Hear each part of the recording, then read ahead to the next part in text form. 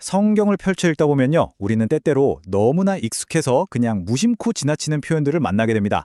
그런데 잠시만 멈춰서 곰곰이 생각해 보면, 이거 참 이상하다 싶은 아주 심오한 표현들이 있죠.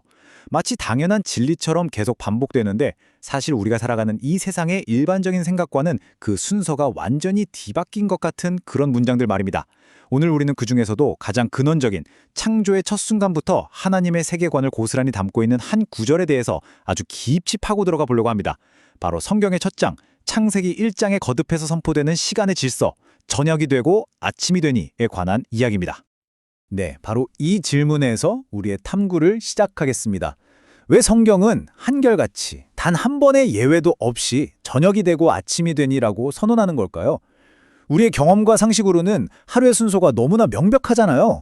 동쪽 하늘에서 찬란한 해가 떠오르는 아침에 하루가 시작되고 분주한 활동으로 가득한 낮을 지나 서쪽 하늘로 해가 지는 저녁에 하루가 마무리되는 것. 그래서 아침이 되고 저녁이 되니라고 표현하는 것이 훨씬 더 자연스럽고 논리적으로 느껴집니다. 그런데 성경은 왜 굳이 그 당연해 보이는 시간의 순서를 완전히 뒤집어 놓았을까요?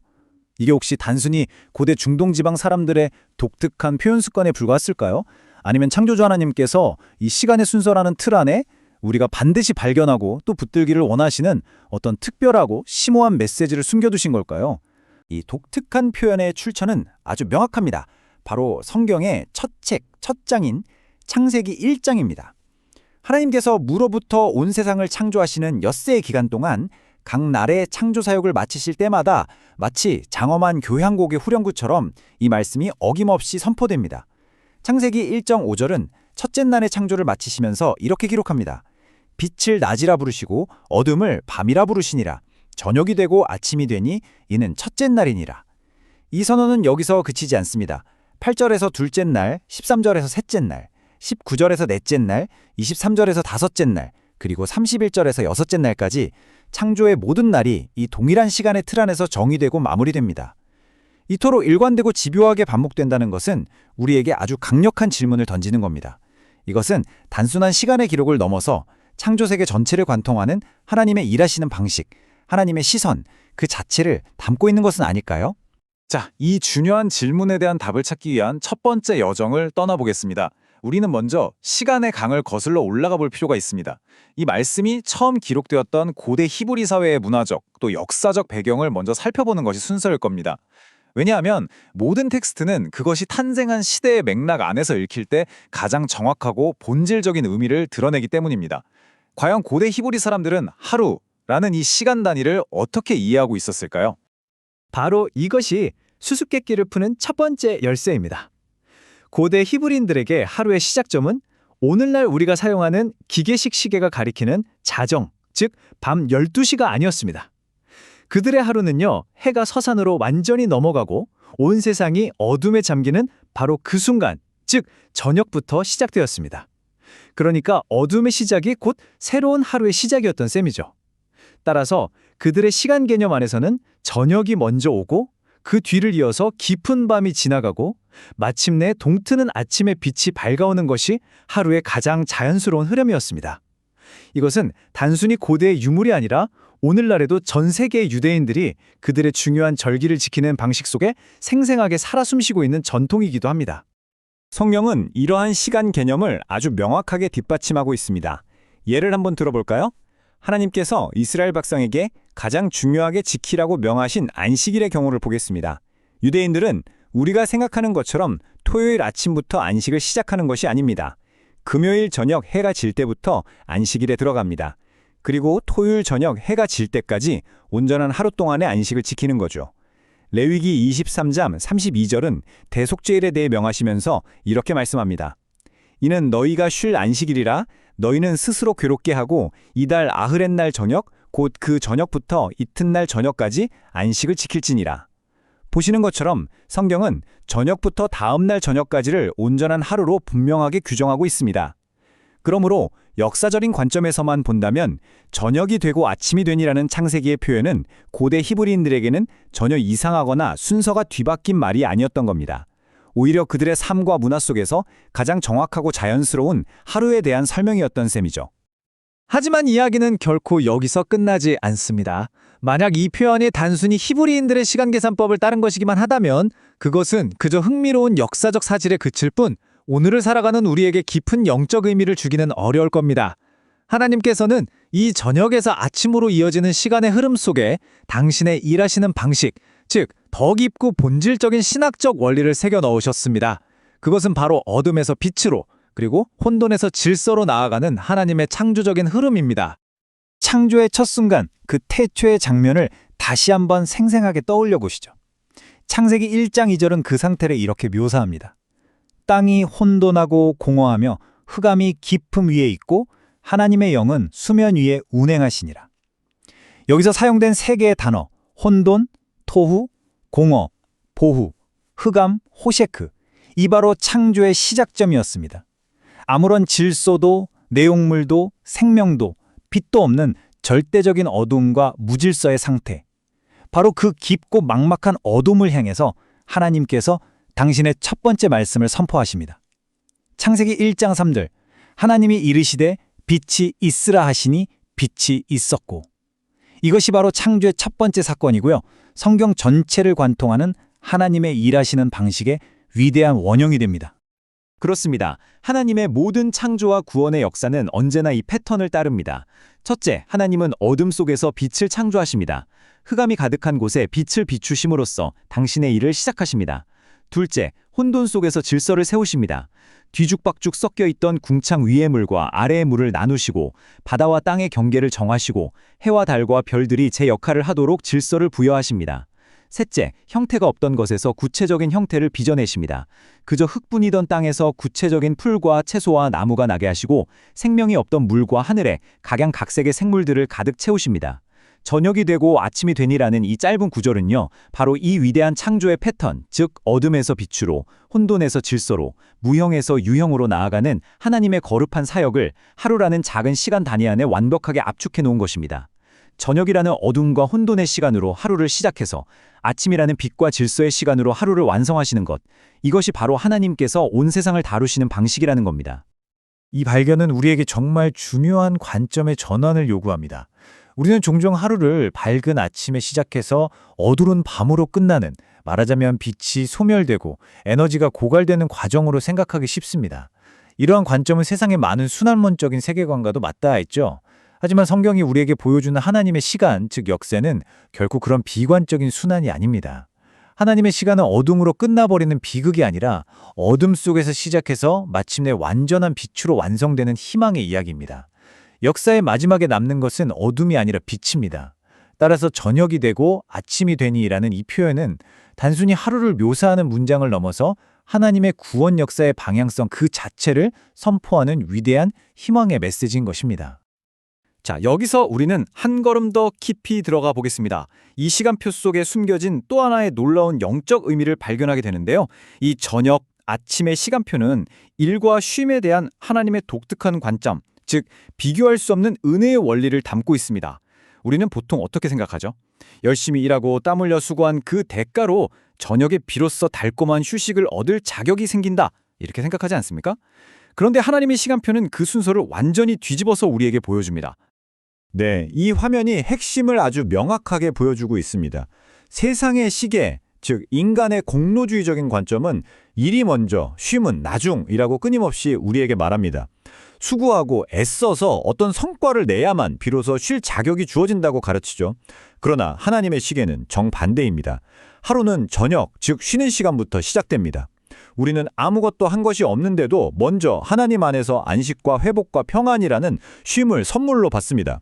그리고 그 값없이 주어진 쉼을 통해 얻은 새로운 힘과 은혜로 아침을 맞이하고 비로소 우리의 일터와 삶의 현장으로 나아가는 것입니다. 우리의 행위가 쉼을 얻어내는 것이 아니라 하나님의 은혜로운 쉼이 우리의 모든 행위의 출발점이요 동력이 되는 것, 이것이 바로 창조 속에 숨겨진 복음의 원리입니다. 시편 127편 2절은 이 위대한 진리를 정말 아름다운 시로 노래합니다. 너희가 일찍이 일어나고 늦게 누우며 수고의 떡을 먹음이 헛되도다. 그러므로 여호와께서 그의 사랑하시는 자에게는 잠을 주시는도다. 이 말씀은 우리의 안간힘과 수고가 헛되다고 말합니다. 하나님께서는 우리가 스스로의 힘으로 애쓰고 수고해서 무언가를 쟁취하길 원치 않으십니다. 오히려 이렇게 말씀하시는 것 같아요. 사랑하는 자야, 너는 먼저 내 안에서 쉬어라. 네가 아무것도 할 수 없는 깊은 잠에 빠져있는 그 밤에도 나는 너를 위해 일하고 세상을 붙들고 있다.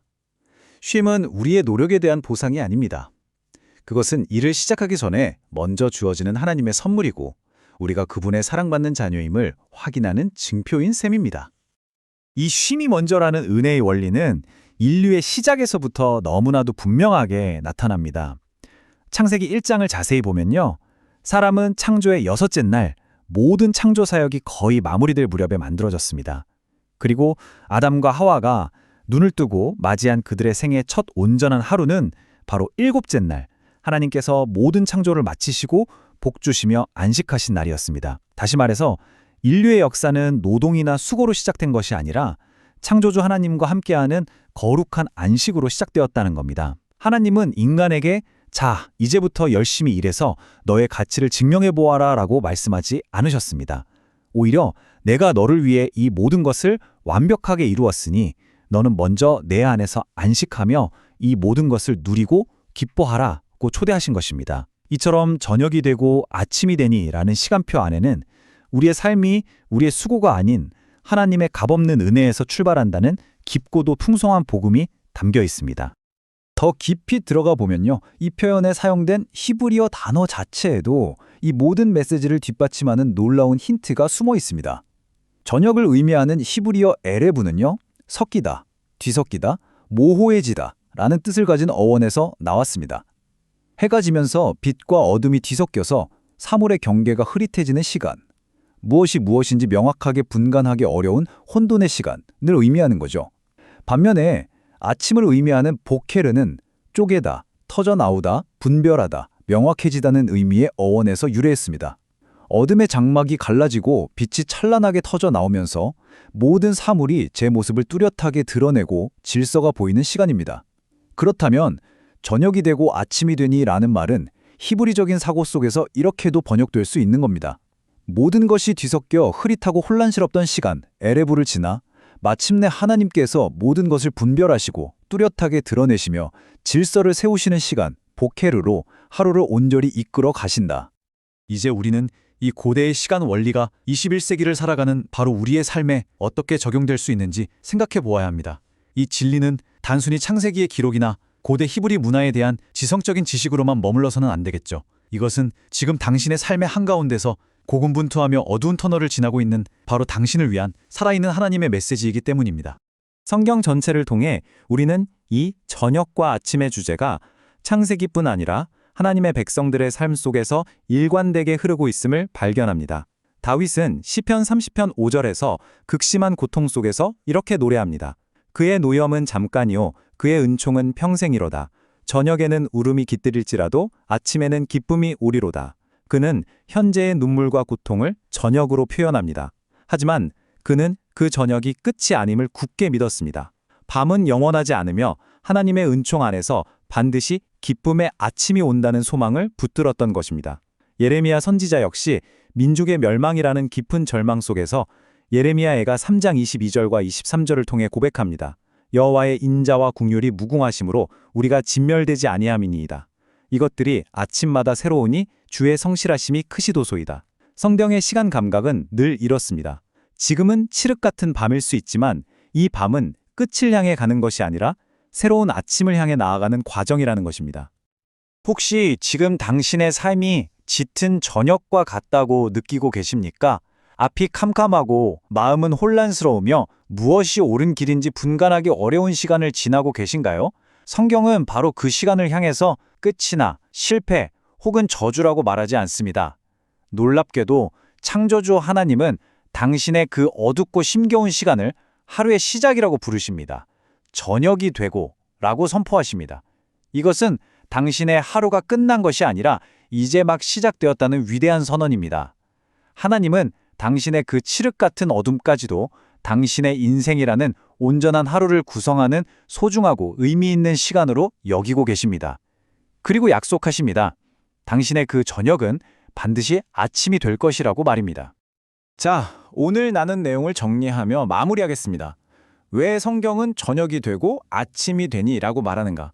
이 질문에 대한 답은 최소한 세 가지의 깊은 차원으로 요약할 수 있습니다. 첫째, 역사적으로 이것은 해가 질 때 하루를 시작했던 고대 히브리인들에게는 지극히 자연스러운 표현이었습니다. 둘째, 신학적으로 이것은 어둠과 혼돈에서 시작하여 빛과 질서로 나아가는 하나님의 창조와 구원의 방향성을 보여주는 위대한 선언입니다. 마지막으로 가장 중요한 영적인 의미는 이것입니다. 우리의 삶이 우리 자신의 수고와 노력으로 시작되는 것이 아니라 먼저 주어지는 하나님의 값없는 은혜로운 쉼으로부터 시작된다는 위대한 복음의 진리를 가르쳐준다는 것입니다. 오늘 이 탐구를 마치면서 마지막으로 이 질문을 여러분 각자의 마음에 깊이 던져드리고 싶습니다. 만약 당신이 지금 지나고 있는 그 저녁의 시간이 두려워하며 피해야 할 인생의 끝자락이 아니라 하나님의 새로운 아침과 빛나는 소망을 품고 있는 위대한 하루의 시작이라면 어떻겠습니까? 창세기의 이 작은 구절은 시대를 넘어 오늘 우리에게 이렇게 속삭이는 듯합니다. 괜찮다. 지금은 저녁일 뿐이다. 그러는 많은 이 시간조차 이미 너의 새로운 하루로 부르고 있다. 너의 삶은, 그리고 이 세상의 역사는 결국 실패와 어둠이 아닌 나의 완전한 아침을 향해 가고 있다. 이 약속의 말씀을 굳게 붙들고 오늘의 저녁을 믿음으로 이겨내시며 다가올 아침을 소망으로 맞이하는 여러분 모두가 되시기를 진심으로 바랍니다.